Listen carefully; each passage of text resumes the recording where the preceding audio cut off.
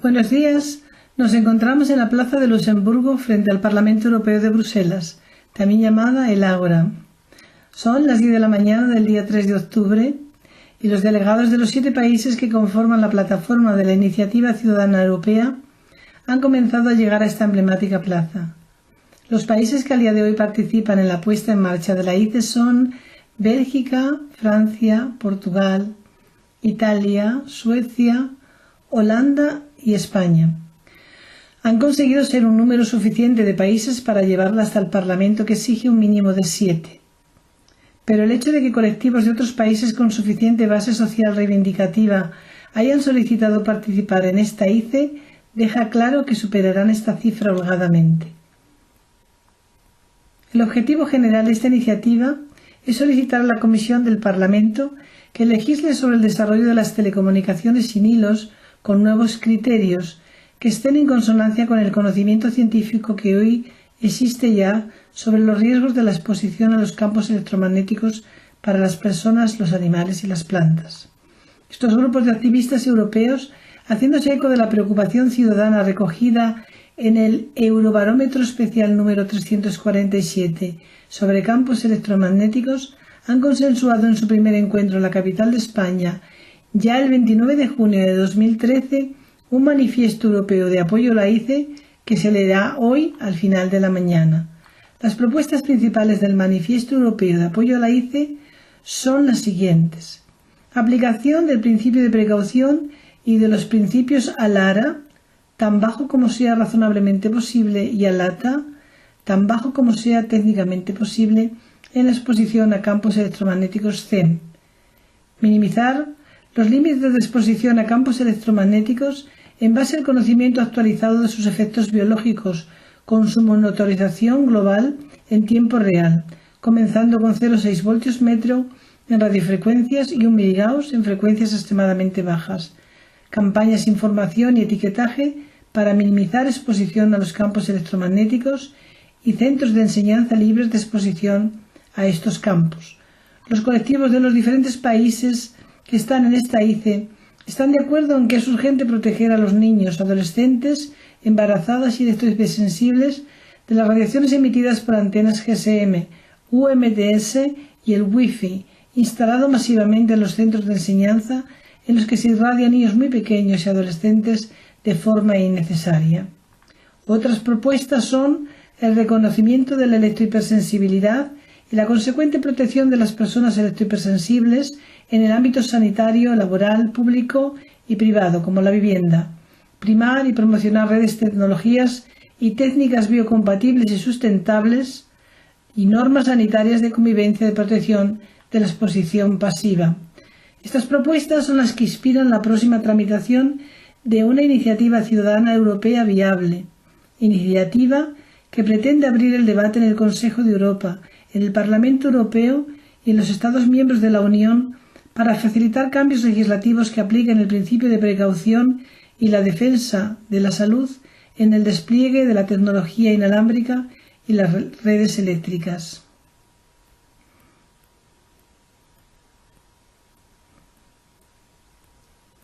Aquí tenemos a una de las representantes de Bélgica, electrohipersensible, por eso va cubierta por una tela que está hecha de hilo de plata y cobre para protegerse de las radiaciones electromagnéticas. Con ella están haciendo un documental sobre la electrohipersensibilidad. Dentro de unos momentos entraremos ya en el Parlamento Europeo para poder empezar la reunión que abrirá Michel Rivasi, vicepresidente de los Verdes en Francia.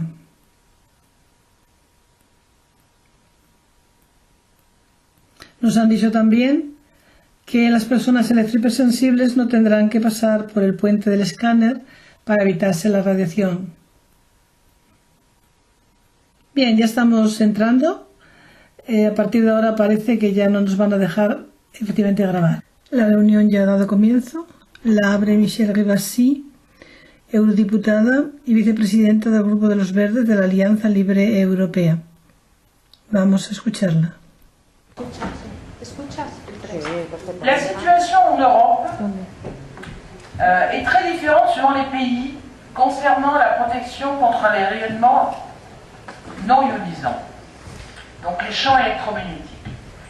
Il y a des pays qui ont suivi les recommandations de l'Europe, donc les fameux 41 volts, 58 et 60 volts sur la fréquence. Et puis il y a d'autres pays qui ont des niveaux beaucoup plus bas, ça peut être 6 volts, ça peut être 3 volts. En Autriche, suivant les endroits, ça peut être 0,6 volts. Donc le souci, c'est d'harmoniser. Deux, c'est surtout de protéger la santé de la population vis-à-vis, je dirais, de l'électrosmog, c'est-à-dire de la sommation de toutes les ondes électromagnétiques qui aillent du GSM au Wi-Fi, en passant par la 3G et maintenant la 4G. Bon.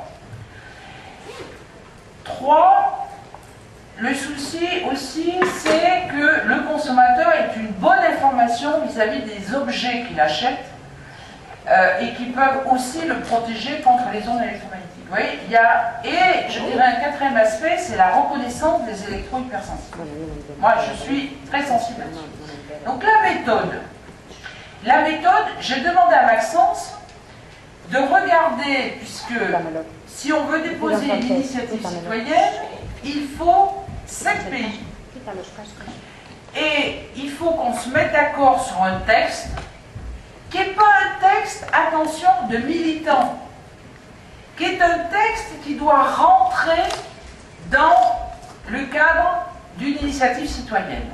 Et vous avez ici l'assistante de Sandrine Bélier, qui fait partie de la commission, d'abord des pétitions, et qui a fait plusieurs initiatives citoyennes. Donc, elle va vous définir un peu le cadre de ces initiatives citoyennes. Si on pouvait faire une pétition de militants, ça serait facile. Mais là, il faut que notre militantisme, on le formule dans le cadre de la commission, sinon ça va être rejeté. Donc c'est pour ça que je vous demande beaucoup de, vous voyez, d'humilité et puis de reformulation dans le cadre techno-Europe. Bon.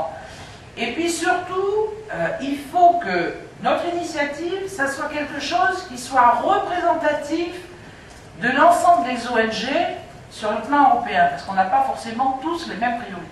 C'est pour ça que cette réunion est importante, que Maxence a essayé de faire remonter vos aspirations. Moi, j'ai regardé ce que vous avez fait remonter, et en même temps, qu'il vous a proposé un texte sur lequel on va essayer de travailler pour l'amender, c'est-à-dire le rendre plus en conformité par rapport à vos aspirations.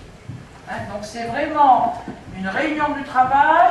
On va vous préciser vraiment comment on peut rédiger ça, en tenant compte des spécificités de chaque ONG. Une fois qu'on est d'accord sur un texte, alors après, c'est la grande cavalerie qu'il va falloir organiser, parce qu'il faut 1 million de signatures.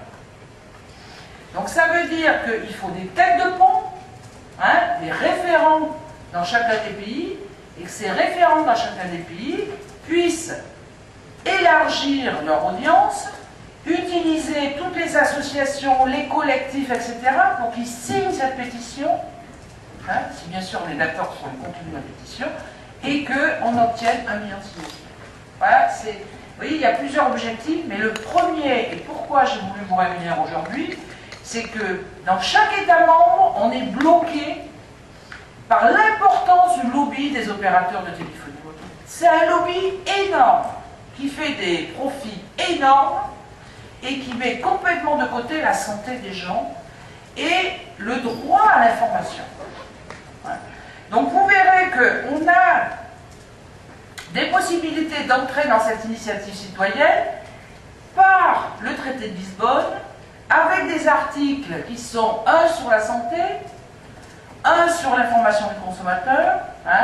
Donc vous voyez, il faut rentrer là-dedans pour dire la commission, parce qu'une fois qu'on a mis en signature, la commission doit être capable après de faire une proposition de directive. Donc c'est pour ça qu'il faut qu'on soit et qu'on ne soit pas sur des incantations, que ça repose vraiment sur des études, etc. D'où l'importance du rapport bioinitiative d'ailleurs. Parce que bioinitiative, c'est quand même un document qui reprend plus de 1500 études scientifiques. Voilà. Voilà un peu le cadre. Alors, on a une lourde responsabilité, parce que si on ne le fait pas aujourd'hui, d'abord, il y a très peu de députés européens qui sont sensibles à cette problématique, que de l'autre côté, on a un lobby très fort, et on a énormément d'associations et d'ONG qui sont vraiment partie prenante pour faire remonter ces sujets. Donc voilà, merci encore d'être là. Alors ce que je vous propose, c'est qu'on fasse un tour de table, que vous sachiez qui est quoi, hein, et puis en même temps un peu vos attentes, et après on attaque la discussion sur à la fois vos propositions et à la fois le texte que vous devez avoir sous les yeux. Puis après je passerai la parole à Maxence. Alors si vous voulez, on peut commencer par monsieur. Non? Vous voulez pas? Mais dites qui vous êtes. Parce qu'ici, vous savez, on est transparent. Hein, donc vous dites qui vous êtes. Allez. Non, je ne parle pas bien français, donc je suis désolé. C'est sûrement une façon que je suis une assistante de parlementaire Oreste Rossi, un parlementaire italien, qui est très intéressé à la roman. Je dois écouter écrire et reporter le parlementaire. Monsieur Rossi, moi je le connais bien parce qu'on est dans la même commission, est un parlementaire européen qui vient d'Italie. Donc pour les Italiens, voilà. Il sait très bien qu'il est son assistant parce que plus on est des députés, mieux c'est. Mais il y a d'autres députés qui sont intéressés. Mais d'abord, faisons, vous voyez, c'était vraiment une réunion de travail aujourd'hui. Hein. Il faut qu'on sorte de là avec une proposition d'initiative citoyenne, hein, si on veut avancer. Alors, allez-y. Présentez-vous. Fini. Ok. Bien, bueno, mi nombre es Fini Manso y pertenezco a la Plataforma Estatal contra la Contaminación Electromagnética.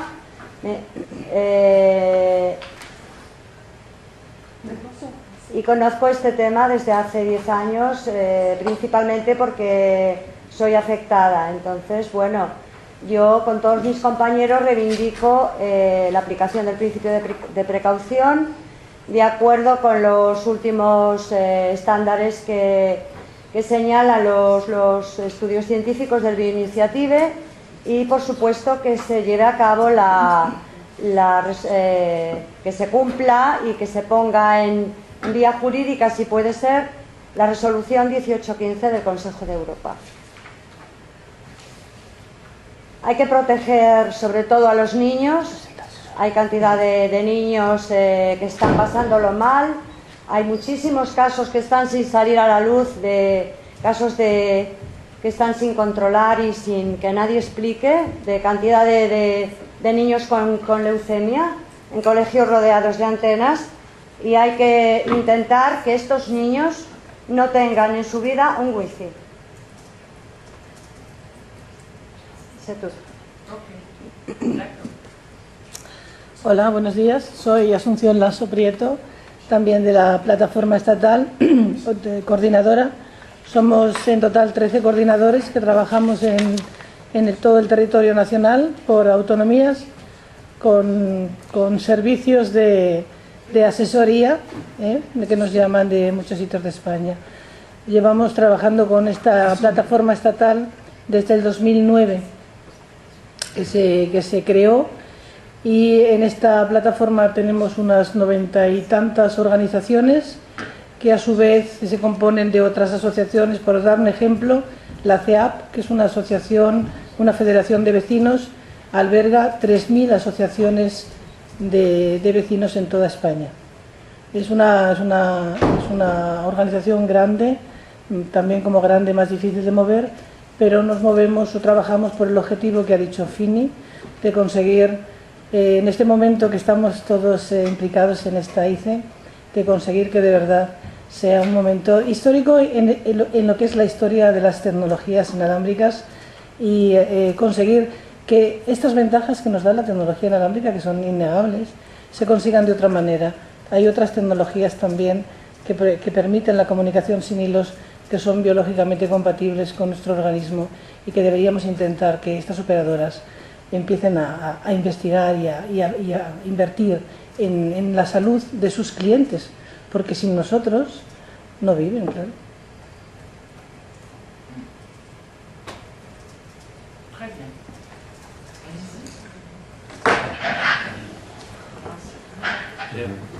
Pierre, t'en as un là? Oui, d'accord. Peu importe. Oui, Pierre Boulet. Bon, je vais essayer de la faire courte. Hein. Donc, je suis responsable d'un collectif landais, en France bien sûr, contre l'implantation d'une antenne. Je suis aussi représentant de la coordination nationale contre les antennes, dans l'implantation des antennes tout azimut, au niveau national, et membre de Robin des Toits. Voilà. Donc j'interviens au titre de la coordination pour à la fois l'organisation, la mise en place et la défense de cette initiative citoyenne européenne. Voilà. Bonjour, je suis Chachtinska.